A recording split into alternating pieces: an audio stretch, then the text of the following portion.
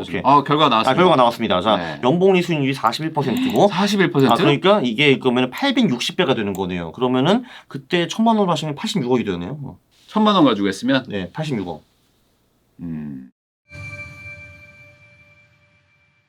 아니 또 아까 또 책을 1년에 2개 쓰신다고 하셨으니까 또 네네. 최근에 또 책 하나 나왔잖아요. 예. 퀀트 무작정 따라하기 요거. 퀀트 투자 무작정 따라하기. 네. 네, 맞아요. 네, 근데 이제 퀀트 무작정 따라하기 이런 책도 나왔는데 네. 퀀트 투자를 하신 지가 몇 년 되신 거예요? 16년이요. 16년. 네. 그럼 옛날에는 퀀트 투자라는 말이 있긴 했어요? 그때는 뭐 그런 게 그때도 뭐 없었던 영어로 뭐 quantitative investing 이런 게 있었긴 같긴 합니다. 네. 그러면은 16년 동안 투자를 하시면서 네. 뭐라고 해야 돼? 연평균 투자 수익률 이런 걸 뭐 보통 어느 정도까지 지금 나왔나요? 과거 16년에는 한 15% 정도 번 것 같고요. 네. 미래는 저 20 이상 벌 것 같아요. 네. 지금 이제 아는 게 훨씬 많으니까 그때보다. 네. 아니 근데 이 퀀트라는 게 어찌 보면 좀 기계적으로 네. AI 투자 같은 막 느낌도 좀 있단 말이에요. 일반인들이 보기에는 그죠? 네네. 뭔가 감이나 뭔가 이렇게 느낌으로 막 투자한다기보다는 지금이야 이게 아니라 뭐 딱딱딱 뭔가 논리적으로 돌아가는 것 같아요. 네. 근데 15, 20%면은 되게 좋은 거잖아요. 연평균으로 봤을 때. 예. 사실 지난해 투자하셨던 분들 뭐 계속 막 하락하고 막 안 좋고 이랬던 분들 입장에서는 내가 뭐 이렇게 해보려고 했는데 잘 안 된다. 네. 오히려 뭔가 좀 믿을 구석이 있어가지고 딱딱딱 뭔가 답이 나와서 이거 따라하면 좋겠다라고 생각하시는 분들도 있을 것 같거든요. 네. 그럼 지난해를 기준으로 봐도 상황이 안 좋았는데 퀀트 투자는 좀 상대적으로 괜찮았나요? 제가 일단 올해 플러스로 다시 돌아섰으니까요. 그 제가 알기로는 그래도 올해 장이 많이 빠졌잖아요. 네. 그 커스피도 한 20% 이상 빠진 것 같고, 뭐 S&P도 27% 떨어졌다가 다시 올라오는 것 같은데, 네. 뭐 그래도 저는 이제 플러스니까 선방을 했다고 봐야죠. 그렇죠. 네. 그렇죠. 지금 뭐 바닥 짚고 조금 올라왔다고는 하지만 전체적으로는 계속 빠졌었으니까. 네. 그래도 플러스가 됐다는 거는 퀀트가 그래도 이런 하락장에서도 손해를 막아준다. 이렇게 이해를 해봐도 되겠네요. 그죠. 네. 그러면 우선 퀀트 투자 저번에도 한번 설명해 주셨지만 또 이거 영상 처음 보는 분들도 많으니까 네. 기본적으로 퀀트 투자라는 개념이 뭡니까? 퀀트 투자는 제가 보기에는 그 레시피 투자라고 하는 게 가장 쉽게 설명이 되는 것 같아요. 제가 지난번에 이제 부익남님 만났을 때 그 부익남님도 한 10몇 년 전에 저 PBR 주식 가지고 맞아요. 투자를 했다라고 말씀을 하셨거든요. 그게 어떻게 보면 가장 전형적인 그 레시피 투자라고 볼 수가 네. 있죠. 그게 이제 혹자는 야 그거 간단한 투자 이제 한국에서 안 되라고 하는데 뭐야 안 돼? 하니까 아직도 잘 되고 있습니다. 그거. 네. 제가 그때 저 PBR을 순위를 쭉 매겨가지고 맞아요. 20개를 그냥 기계적으로 막 사고 팔고 그렇죠. 그게 바로 퀀트예요. 그렇게 했더니 그렇죠. 1년에 24% 벌었어요. 그리고 놀랍게도 좀 이따가 저희가 한번 볼 건데 그 전략 지금도 그 정도 나와요. 그래요? 네. 그러면 굳이 뭐 다른 거 할 필요 없네. 네. 네. 그래서 저는 왜 퀀트를 안 하는지 이해가 안 돼요. 그래서 다시 한번 설명을 드리면은 이게 레시피 투자예요, 한마디로. 네. 이게 제가 어떤 분을 이제 유튜브에서 들었냐 하면은 요리를 하나도 못 하는데 요식업을 할 때마다 무조건 성공하는 분이 계시더래요. 그분 어떻게 하시는지 아세요, 혹시? 레시피대로만. 예, 근데 어떻게 하냐면은 일단 그 호텔에서 셰프를 한 명 고용해가지고 일당 100만 원, 200만 원 주면서 맛집에 데려간대요. 맛집 투어를 시킨대요. 그럼 이 사람이 딱 먹어보면은 이제 이 사람은 프로기 때문에 한 99%는 레시피가 나온대요. 그럼 그걸 뽑아가지고 그 맛집과 좀 먼 곳에 가가지고 하나 차리신대요.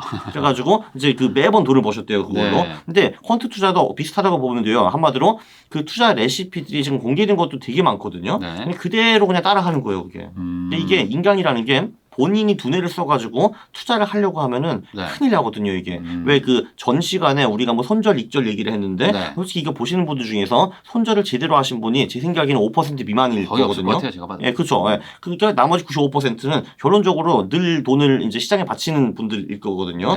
근데 그런 것도 다 이제 우리의 두뇌와 연결이 되어 있어요. 우리 두뇌가 투자에 적합하지 않기 때문에 우리의 돈을 안 쓰는 게 좋거든요. 예, 그거보다는 그냥 기계적으로 있는 레시피를 따르는 거예요. 내 두뇌 쓰지 말고. 약간 그냥 로봇 투자, AI 투자처럼 생각하시면 될 것 같은데 그렇죠. 이렇게 얘기하면 또 이해가 좀 어려우니까 맞아요. 실제 한번 좀 보여주시면서 이야기를 한번 나눠보도록 하겠습니다. 그렇습니다. 네, 요 화면 지금 보이는데 퀀터스 여기가 지금 어떤 그런 레시피를 만드는 그런 공장입니까?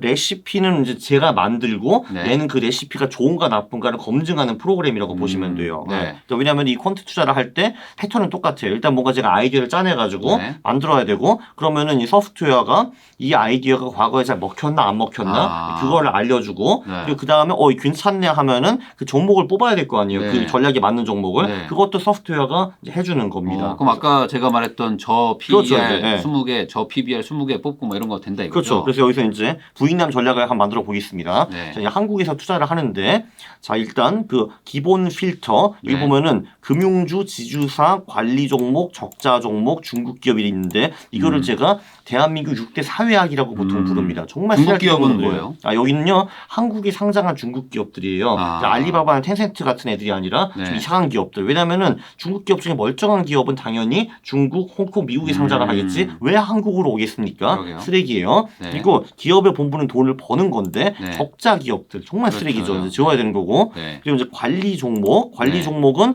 이제 거래소에서 얘네들은 조만간. 문제가 좀 네. 있는 종목이기 때문에 조심하라는 종목인데 그래도 투자하면 당연히 안 되겠죠. 네. 네, 금융사와 지주사도 뭐 저도 별로 이렇게 썩 좋아하지는 않습니다. 얘네들을 빼버리고요. 그 다음에 또 제휴할 섹터는 뭐 굳이 안 써도 되는 것 같고. 그 다음에 그 사실 한국도 그 미국도 가장 중요한 묘수는 시가총액이 낮은 소형주들이 그러니까. 대형주보다 수익이 월등히 높습니다. 네. 네. 그래서 보면은 시가총액 하위 20% 정도를 입력하는 것이 굉장히 괜찮고요. 그러면 여기서 네. 오해하실 수가 있는 게 네. 시가총액 하위 20%라는 건 안 좋은 회사들이니까 시가총액이 낮은 거 아니냐 이렇게 생각하실 수도 있잖아요. 그거 굉장히 좋은 말씀 해주셨는데 이 소형주에 대해서 편견을 가지신 분들이 굉장히 많아요. 자, 첫 번째 얘네들은 망한다. 네. 자, 근데 우리는 이 6대 사회학을 제거했기 때문에 망하는 애들을 많이 필터할 수 있습니다. 네. 왜냐하면 어떤 소형주들이 망하겠어요. 적자를 많이 내는 그렇죠. 기업들, 그리고 관리 종목들 이런 애들이 보통 망하게 돼 있거든요. 네. 이게. 근데 사실 기본적으로 이 소형주라는 게 그냥 옆에 있는 슈퍼마켓이 아니에요. 이게 다 그래도 시가총액 몇백억 원 되고 그렇죠. 상장한 매출액도 그 게 정도 되고 대단한 상장했으니까 사실은 중견기업이에요. 이게 소형주라고 해가지고 네. 진짜 무슨 뭐 옆집 아저씨가 슈퍼마켓이면 아는데 그 절대 아니거든요. 이게. 네. 이게 이제 스타트업 하시는 분들은 꿈이 뭔 줄 아세요? 소형주 되는 거예요. 그렇죠. 소형주 되는 거죠. 왜냐면은 상장해가지고 소형주 되는 게 네. 그 CEO 대표들의 간절한 바람이거든요, 그렇죠. 사실. 그러니까 얘네들이 이미 한 애들이기 때문에 성공했다. 스타트업보다 훨씬 더 위에 있는 애들이에요. 여기 그 금융주 제외는 왜 하는 거예요? 금융주 제외. 네. 저 솔직히 금융사들은요, 네. 그냥 그 임직원들의 복지를 위해서 존재하는 거지, 네. 주주들과 고객들한테 해주는 게 아무것도 없다고 생각하거든요, 저는. 근데. 악당들. 네, 그쵸, 악당들. 그래서 정말 쓸데없이 연봉 많이 처먹고 하는 게 아무것도 없는 애들이라고 저는 생각해요, 솔직히. 그래요. 예. 이건 개인적인 의견입니다. 네. 그래서 이거를 포함시켜도 되고 안 포함시켜도 되는데 이건 뭐 저는 빼요. 전략적으로 하는 그러니까 거니까. 요 두 개, 지주사와 금융사는 넣어도 되고 안 넣어도 되는데 이 네 개는 빼는 게 무조건 맞는 것 같아요. 관리 종목, 중국기업 적자 얘는 필요 없어요, 확실히. 그렇죠, 네, 그렇죠. 얘는 필요 없어요. 좋습니다. 우선 넣어보죠. 얘는 넣어보죠. 이제 또 여기 그 두 번째 편견은 듣보잡들이다. 네. 듣보잡들 맞는데요. 그러니까 애들이 저평가되는 거예요. 왜냐면은 삼성전자나 하이닉스가 엄청나게 재평가될 가능성은 사실은 별로 없거든요. 그렇죠. 근데 듣보잡주들은 정말 이제 기업 가치가 1,000억인데 300억에 팔리고 이런 애들 굉장히 많아요. 그러니까 이거는 가능하죠. 네. 그리고 이제 넘어가 보면은 그 조금 전에 그 퍼와 PBR을 말씀하셨거든요. 네. 요걸로만 그냥 해볼게요. 이것도 네. 나쁘지 않을 것 같아가지고 넘어가고요. 넘어가서 자, 이제 그럼 우리는 이제 뭘 하냐 하면은 네. 1,000만 원을 가졌다고 치고 네. 이제 거래 수수료 0.5%로 제가 좀 보수적으로 좀 높게 잡았어요. 네. 이제 거래를 하면서 이 정도 뭐 그리고 이제 분기마다 20개 종목을 뽑아가지고 투자를 하시는 계속 거예요. 갈아 끼는 거죠. 그렇죠. 이제 부인남님이 옛날에 하셨던 것과 똑같은데, 그러니까 이제 퍼와 PBR 순위를 매겨가지고 네. 그 종합 순위가 가장 높은 20개 기업을 사가지고 네. 이제 분기에 한 번씩 얘네들을 이제 갈아 끼우는 겁니다. 갈아 끼우는 거고요. 그거를 우리가 이제 2003년부터 22년까지 했을 경우, 20년 동안 했을 경우 어느 정도 돈을 벌 수 있었는가, 네. 그거를 이제 우리가 알아가는 거죠. 네. 옛날 과거에 제가 네. 부동산으로 안 오고 이걸 그냥 계속했으면 그렇죠. 그럼 얼마를 벌었을까? 그죠. 부동산 안 하고 가지고. 이거를 했으면 그죠. 네. 너무 충격적인 결과 나오면서 좀 화가 나는데. 한번 보시죠. 네. 저도 잘 몰라요. 지금 뭐가 나올지. 네. 자, 우리가 저도 기대가 됩니다. 나왔네. 잠깐만은. 오케이. 결과 나왔습니다. 결과가 나왔습니다. 자, 네. 연봉리 수익률이 41%고 41%? 그러니까 이게 그러면 860배가 되는 거네요. 그러면은 그때 1,000만 원 하시면 86억이 되네요. 1,000만 원 가지고 했으면 네, 86억. 음. 지금도 많으시잖아요. 네. 네. 아니 굳이 네. 그럼 지금부터 그러면 하면은 860배가 될 수도 있겠네요. 그 미래는 알 수가 없으나 주식 읽어주는 그래서 남자로 이제 바꾸겠습니다. 아니 근데 제가 여기서 궁금한 게 여러 가지가 있어요. 네. 이거는 이 원칙을 꾸준하게 지켰을 경우 그렇죠. 그 20년 동안에 20년 딴 데 보지 말고 단 한 번도 실수하지 않고 그렇죠. 그리고 이제 분기마다 계속 저피별 주식을 뽑아가지고 사고 분기마다 그 다음 분기에 또 저피를 뽑아가지고 끼고. 사고 갈아 끼고 이거를 분기에 한 번 하는 거죠. 솔직히 근데 그거 하는데 시간은 분기에 진짜 30분도 안 되거든요. 그거. 그렇죠 네. 사실. 그러면 이게 네. 예를 들어 PER이 낮은 거로 20개니까 20등짜리가 있었어요. 네네. 얘는 그럼 PER이 상대적으로 조금 높겠죠. 예. 근데 얘가 갑자기 주가가 막 뛰어요. 네. 그럼 PER이 더 높아지면서 탈락하잖아요. 아, 그렇죠. 그럼 걔는 이제 다음 분기에는 빠지게 되기 때문에 얘는 팔아버리는 거죠. 그 대신 난 돈을 벌었겠죠. 전량 네. 팔아버리고 다시 끼고. 그죠. 네. 그런 식으로. 네, 맞아요. 그 A라는 주식이 처음에 내가 샀을 때는 퍼와 PB가 매우 낮았는데 3개월 후에 가보니까 얘가 4배 올랐어요. 근데 당연히 퍼와 PB에도 올랐기 때문에 그럼 얘는 아웃이야. 그러면 난 그 4배를 먹고 그 돈을 이제 다른 친구한테 투자하면 되는 거죠. 네. 금융위기 때도 똑같이 하고 뭐 코로나 때도 똑같이 하는 그렇죠. 거죠. 근데 그게 심리적으로 굉장히 어렵다는 거를 볼 수가 있는 게요. 네. 자, 일단 여기 보시면은 이게 잘 나간 해에는 막 320% 먹는 적도 있어요. 이게 2005년에. 근데 보시면은 2008년에 31% 깨졌어요. 네. 그리고 올해도 좀 별로 수익이 안 좋아요. 보면은 네. 마이너스 17%고 네. 그리고 2017년에도 깨진 적이 있어요. 이렇게. 심지어 17년에는 지수가 22% 올랐는데 얘 혼자만 9% 깨져가지고 엄청 빡쳤을 거예요. 이게 그때. 저 때 다 포기하지. 그렇죠. 예. 네. 이때 다 포기. 언제 정확히 포기하냐면요. 네. 이때. 그러니까 이제 워스트 10 드로우다운이라고 네. 이제 그 최악의 순간들. 네. 2008년에 마이너스 54%, 네. 여기 마이너스 45%가 있고 네. 20% 이상 깨진 구간이 한 5번 정도 있잖아요. 그죠? 저 이렇게. 여기서 약간 소름 네. 돋는 게 2020년도면 네. 그래도 한 4, 50억 됐었을 거 아니에요. 아무리 못해도 60억, 70억 아, 그죠. 됐겠죠. 예. 근데 아까 1000만 근데 원이? 거기 그게 45% 근데 깨진 거예요. 그게 그러니까 한 30억 날라버린 거야. 그죠. 예. 그럼 여기서 졌지. 개빡치죠, 오늘 이게. 예. 그리고 예. 저기 옆에 봤더니 부동산은 막 이제 막 미친 듯이 올라가고 있다. 아, 그죠. 이제 여기서- 부익남이 유튜브에서 나 30억 벌었어요 하면 이제. 그러니까 이게 주식이 네. 어려운 게 이 워스트 10을 딱 보니까 아, 맞아요. 예. 이걸 어떻게 버틸까. 그쵸, 예. 참 쉽지 않은 거네요. 네. 반대로 상위는요? 상위는 없나요? 아, 상위는 그런 거는 상위는 버티기 너무 쉽기 때문에 네. 표기를 안 했어요. 그러나 여기 보면은 뭐 이럴 때 그러니까 2005년 315%. 2005년에 예. 3배 벌었으면은 그죠. 예. 저 때 분명히 차 삽니다. 예? 저는 저 차 샀었어요. 차 사면서 쏙 뺐어 또. 그래서 주식을 안 하길 잘했다. 그죠. 예. 저 때 다 뺐어. 1,000만 원 가지고 4천 만들어서 아마 차 뽑았을 겁니다. 여기 보면 월별 수익률이 있는데 네. 여기 보시면은 2008년 10월 한 달에 마이너스 28% 이럴 때도 있었고 한 달에 네. 28%면 네. 저거 그때네요. 금융위기 뭐 이때. 그렇죠. 코로나 때도 마이너스 18% 있고 올해도 6월, 9월이 되게 안 좋았어요. 보면 6월, 9월 이때 와장창. 80억짜리가 갑자기 17% 빠지면 미칠 것 같아요. 80억이 17% 빠진다고요? 약간 10억 날라가네. 10억 한 달에 날라간 거죠. 한 달에. 한 달에 10억 그죠. 날라가네. 맞아요. 개빡치는 거죠. 맞아요. 그리고 잠깐 버텼는데 네. 9월에 또 빠져. 그죠. 9월에 거기서 또 한 10억 또 빠져. 맞아요. 아. 그죠. 그러면 퀀트 투자는 네. 어떤 방식이 어렵다기보다는 그냥 이 심리가 너무 힘들겠네요. 그죠. 이게 860배를 이제 이 버는 거를 하기 위해서 네. 내가 기술적으로 해야 되는 거는 굉장히 적은데 근데 이거를 20년 동안 버텨야지 860배가 되는 거지. 2년 하다가 포기하면 당연히 860배가 안 되는 당연히 안 거예요. 되는 거죠. 여기 네. 그래프 보면은 네. 앞에는 좀 천천히 가다가 갑자기 여기서 막 올라가잖아요. 이게 복리의 힘이죠. 한마디로. 그러니까요. 그죠. 네. 거기다 제가 이제 1,000만 원만 가지고 한 게 아니고 네. 계속 또 자기 자금을 계속 투자했으면 그러면 또 약간 좀 바뀌죠. 아, 그죠. 여기 보시면요. 지금 네. 여기도 보면은 이게 원래 한 120억까지 갔다가 지금 네. 80억 떨어진 거죠, 이게 지금. 네. 예. 이것도 엄청 낙폭이 크죠, 이게. 예. 그러면 저 여기서 갑자기 궁금한 네. 거 생겼어요. 그러면 제가 앞으로 계속 월급을 받는 회사원이면 네. 퀀트 1호, 퀀트 2호 이렇게 다 쪼개놔야 되는지 아니면 한 퀀트에 계속 갔다가 물을 타면 그러니까 돈을 계속 투입하면 이 로직이 깨지는 거 아니에요? 그런 건 상관없나요? 이게 보면 이제 여기 뭐 이런 것도 있어요. 그러니까 최근 1년, 3년, 5년, 10년 수익률이 있잖아요. 보면은 네. 그러니까 이제 그 부익남님이 그걸 그만두신 게 한 10년 전이었잖아요. 그죠? 네, 그렇죠. 근데 그 후에도 연봉이 23%는 나왔어요, 여기. 이게 재밌는 거는 그 똑같은 기간에 커스피의 수익이 2%밖에 안 돼요. 예. 그러니까 이제 괜찮은 때려치신 후에도 계속 잘 됐다라는 거예요, 이게 지금. 예. 그러면은 그냥 예를 들어 내가 회사원이면 작년에는 뭐 1,000만 원을 굴렸는데 네. 올해 갑자기 4천이 생긴 거예요. 네. 그러면 너무 많은 비중차가 갑자기 물이 타지는 거잖아요. 네네네. 그래도 상관없을까요? 그러니까 이게 그래서 이제 근데 이 전략으로 전 재산을 몰빵하려면은 정말 강철 같은 마인드가 필요해요. 그렇죠. 근데 되게 웃기는 게 뭐냐면은 이 소형주 퀀트를 가장 크게 하시는 분의 이름이 실제로 강철이에요. 네.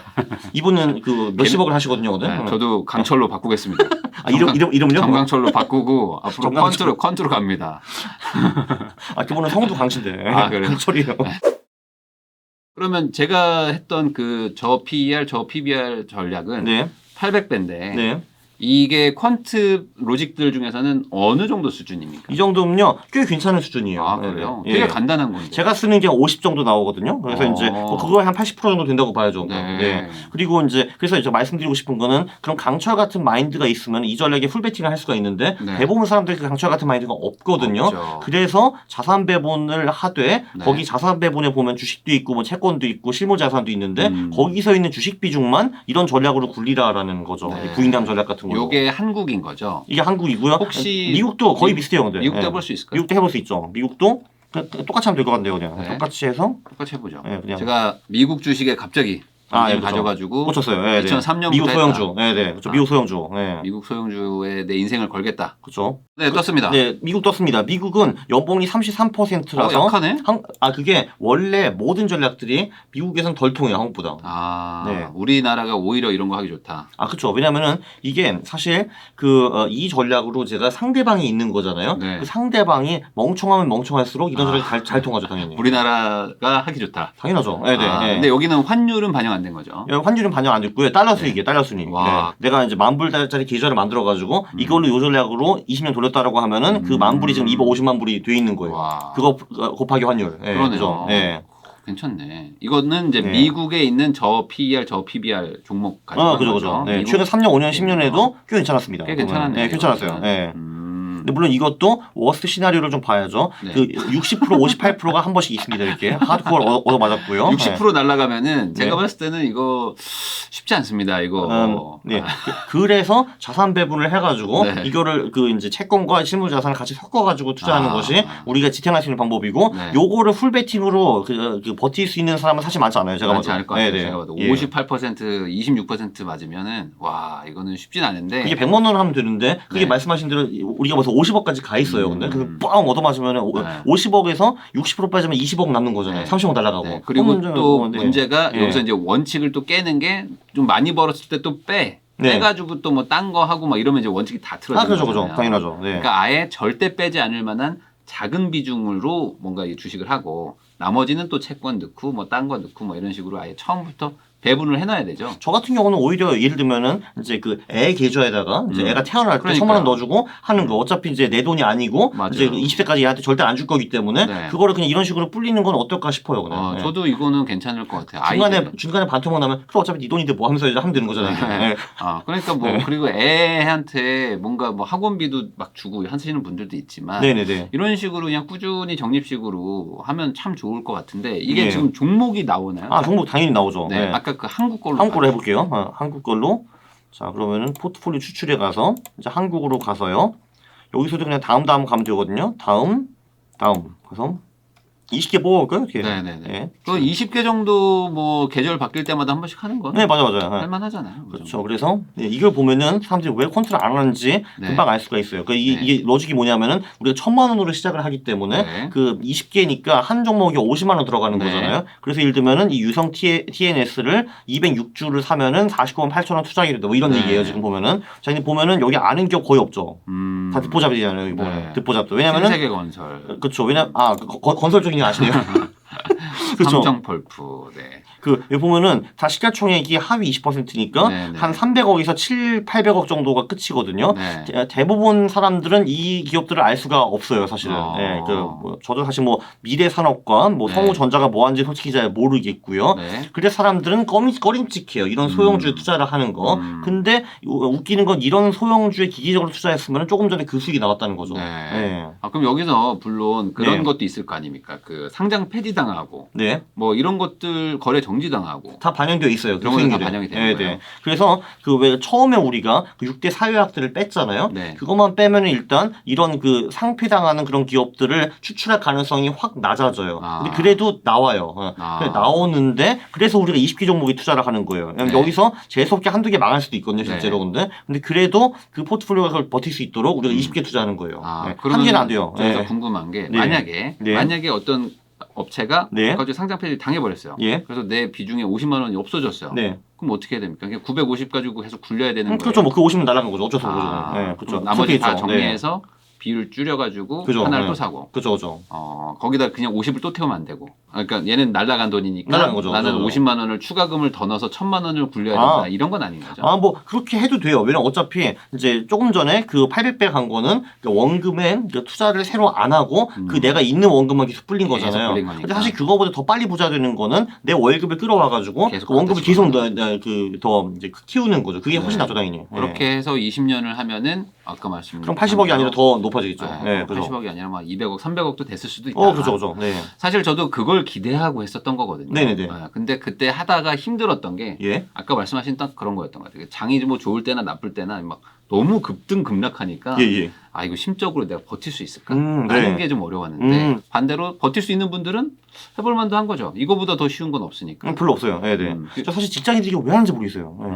이게 이제 어느 정도냐 하면은 이제 우리가 이제 바둑을 둘 때 네. 알파고를 가져갈 수는 없는 거잖아요. 부정행위니까. 네. 근데 이건 사실 어떻게 보면 주식시장의 알파고거든요. 네. 근데 웃기는 거는 이제 저 혼자만이 알파고를 쓰고 있고 네. 나머지 99명은 어떻게 감히 그 소프트웨어가 주식을 해 이렇게 생각하고 있어요. 지금 제가 보기에는. 근데 네. 이게 아주 좋다면 네.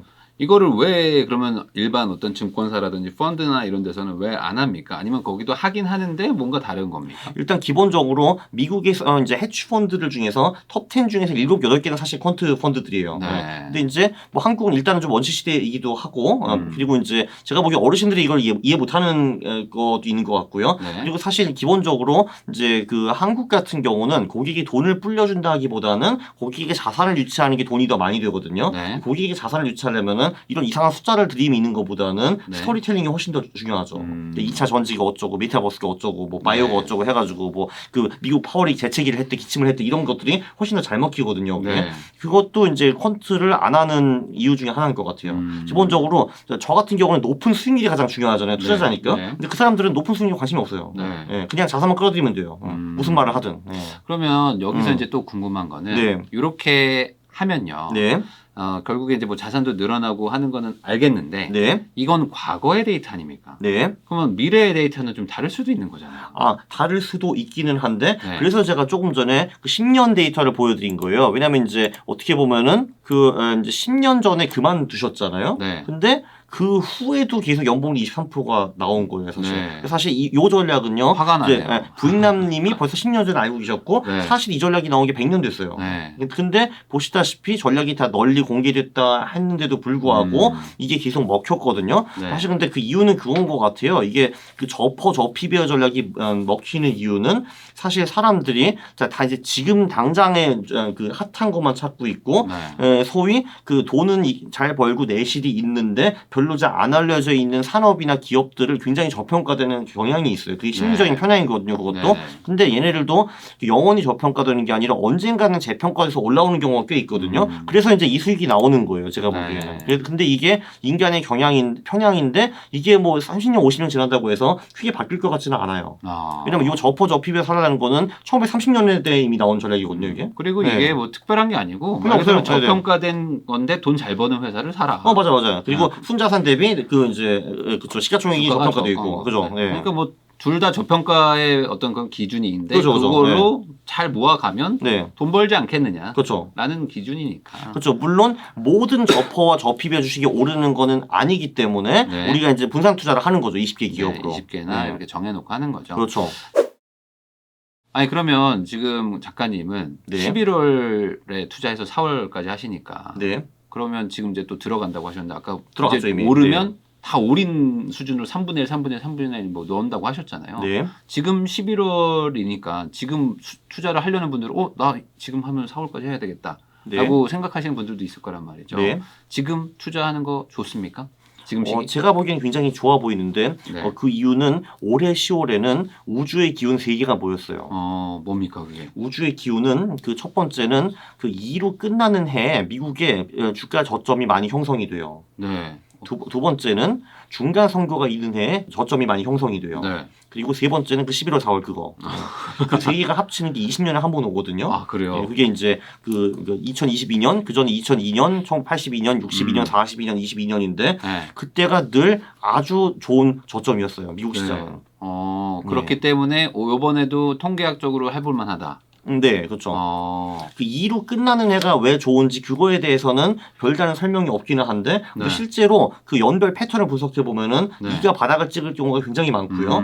그리고 이제 중간 선거 같은 경우는 이런 식으로 이제 많이 설명이 되더라고요. 이게 그 영어로 폴리틱이라는 단어가 있어요. 그 정치라는 단어인데 그게 원래 고대 그리스에서 온 말인데 폴리라는 거는 많다라는 뜻이고 틱이라는 거는 이제 우리의 피를 빨아먹는 거머리라는 뜻이래요. 그러니까 이제 국회라는 것은 우리의 피를 빨아먹는 거머리에 앉아가 있는 곳이라는 건데 그 중에서 이제 가장 그 큰 거머리는 미국 대통령이다라고 하는 건데 네. 그래서 이제 이 대통령이라는 사람은 당연히 사기꾼이고 선거 전의 말과 선거 후의 행동이 많이 다르다라는 거예요. 네. 왜냐하면은 이제 오면은 본인 친구를 한 자리 줘야 되고 그리고 네. 이제 이쪽에서 돈을 가가지고 이쪽으로 넘겨야 되고 정책도 바꿔야 되고 하기 때문에 불확실성이 엄청 크다라는 거예요. 네. 그래서 보통 미국에서는 대통령이 1년차, 2년차에 주식시장이 별로 안 좋아요. 근데 특히 2년 차에는 중간 선거라는 또 다른 불확실성이 합치기 때문에 더 좋다라는 거고 그리고 보통 이제 근데 또 이제 좋은 게 뭐냐면은 중간 선거가 보통 있으면은 대통령이 있는 그 정당이 표를 많이 잃어요. 네. 왜냐하면 저는 사기꾼이네 해가지고 요번에도 이제 민주당이 표를 좀 잃었죠. 네. 사원이 넘어갔죠 공화당한테. 왜냐면 대통령이 뭐 하려고 하면 의회에서 막아버리고 의회에서 뭐 하려고 하면 대통령이 막아버리기 때문에 아무것도 안 되거든요. 그 아무것도 안 되는 거를 시장이 되게 좋아해요. 그래서 중간 선거가 있었던 다음 해에는 2차 세계대전 후에 미국 주식이 한 번도 떨어진 적이 없어요. 그게 내년이에요. 네. 네, 그래서 내년에는 주식이 떨어질 가능성이 매우 낮다라고 볼 수가 있어요. 거기에 11월, 4월까지 또 겹치니까. 그렇죠. 그래서 이 세 개가 합치는 이 황금의 구간이 바로 이제 2022년 10월 말이었다 이거죠. 네. 네. 그러면 여기서 아까 말씀하신 퀀트랑 약간 조금 섞을 수도 있고 얘기가 달라질 수도 있는 게 퀀트는 그런 거 생각하지 말고 그냥 계속 투자해야지 성과가 나오는 건데. 맞아요. 그래서 진짜 우직하게 그 50% 60% 손실을 버티면서 투자를 하는 방법도 있고 저같이 이렇게 마켓 타이밍을 어느 정도 섞어가지고 투자를 하는 방법도 있죠. 그러니까 퀀트 투자 중에 하나는 또 이런 걸 섞어서 그러면 난 4월에는 다 정리한다. 네. 그리고 11월에 무조건 들어간다. 이것도 혹시 아까 거기서 반영을 할 수 있나요? 예, 요것도 그 전략으로 돌릴 수 있어요. 예. 아, 그래요? 네. 그렇게 한 번만 좀 해봐 주실 수 있나요? 그렇죠. 요것도 안 해봤는데 해보죠. 11사 있네요. 11사. 아, 그거 있어요? 예, 뿅 눌러보면은 떴는데 네. 이게 지금 11월에 사서 4월에 파는 거를 부익남 전략 아까에 또 엎어본 거죠? 네. 연봉리 수익이 28%좀 줄어들었다는 걸 볼 수가 있어요. 오히려 줄었네요, 이거는. 123배를 벌기는 하는데 근데 스트레스도 좀 줄었을 거예요. 보면은 지그재그형으로 올라가는 게 왜냐면 5월, 10월 투자 안 하니까 이때는. 그러니까 왜냐면 이때는 투자를 안 하는 거죠, 한마디로. 근데 27%면 엄청 높은 거예요. 이것도 나쁘지 않죠. 네. 한쪽 밑으로 가보면은, 자, 보면은 근데, 여기도 코로나 때 일시적으로 45% 얻어맞은 게 있어요. 이거 2월 달이었으니까 어쩔 수 없지. 네, 왜냐면은, 이게 바이러스가 너무 무례했어요. 5월에 왔어야 됐는데, 1월에 온 거 얘가 근데 어이가 없죠, 이게. 무례한 자식, 이게 무례한 놈, 진짜. 이렇게 상도덕을 모르는 이 코로나 때문에 우리가 고생하고 있잖아요, 이게. 자, 근데, 그거를. 그놈 빼고는 다 좋네. 근데, 그거 빼고는요, 20% 이상 손실 난 적이 단 한 번도 없다라는 걸 볼 수가 있어요, 이게. 그러니까 이게 어떤 게 스트레스를 그래서 덜 줬는가를 한눈에 딱 보이죠, 이게. 근데 요 정도면 할만해요. 네, 그죠. 13% 날아간 정도면 해볼만 해요. 그렇죠. 보면은 코로나 때 사실 운이 좋았던 게 우리가 한 달 정도 하니까 다시 올랐잖아요, 이게. 네. 근데 그거 말고 20년 동안에 단 한 번도 20% 이상 손실이 본 적이 없다는 거 상당히 좋은 거죠, 이거는. 네. 그러네요. 연평균 7, 8%를 벌고 그리고 많이 빠져봐야 19%인데 이것도 그렇죠. 10년에 한 번 뭐 올까 말까 한 수준이라면 연 뭐 10% 하락 정도는 뭐 괜찮죠. 이 정도는 나쁘지 않은 거죠, 사실. 네, 맞습니다. 그러면은 이런 식으로 하면은 오히려 그 수익률 자체는 항상 시장에 있을 때보다 낮을 수도 있겠지만 심리적인 그 편안함은 말할 수 없게 차이가 난다. 그렇죠. 이게 묘하게도 이 11월 4월 전략은 한국에서만 통하는 게 아니라 뭐 미국, 독일, 일본, 영국, 중국 다 통해요. 그게. 보면은 정말 그 11월 4월 수익과 5월 10월의 차이는 너무 커가지고 비교도 할 수가 없어요. 그러면은 요거를 한번 이렇게 이런저런 거 한번 눌러보면서 한번 그 나한테 가장 좋은 거를 한번 찾아가지고 그렇죠. 그거를 대신 끝까지 지켜야 된다. 끝까지 지켜야 된다. 절대 포기하지 않고. 그렇죠. 최소 10년 정도는 10년 해야 된다라고 생각하면은 오히려 우리 방송 보시는 분들 그 자녀한테 한 2천만 원 증여하고 그걸로 꾸준히 해주면 좋을 것 같은데. 또 그러다가 또 중간에 또 코로나 오면 또 팔고 막 애거 다 날리고 이러시면 안 되니까. 애 거잖아요, 근데. 괜찮아요. 꼭 이 퀀트는 이 전략을 꾸준히 지켜야 한다는 거 그게 가장 핵심이고. 그리고 이제 원칙을 절대 흔들지 말아야 된다. 그러면 충분히 좋은 결과가 나올 수 있다. 그렇습니다. 오늘은 새 책 퀀트 무작정 따라하기를 내신 강한국 작가님 모시고 퀀트 투자 이야기를 해봤는데 아까 그 백테스트 해본 거 보니까 저도 관심이 갈 정도로 주식 시장이 오히려 이제 길게 보고 전략만 잘 짜면 괜찮구나. 또 세금도 또 적으니까 또 부동산 하는 분들이 관심 가져볼 수도 있을 것 같다는 생각이 또 듭니다. 다시 한번 나와주신 강한국 작가님께 이제 감사하다는 말씀 전하면서 저희도 인사드리도록 하겠습니다. 작가님 다시 한번 나와주셔서 감사드립니다. 감사합니다.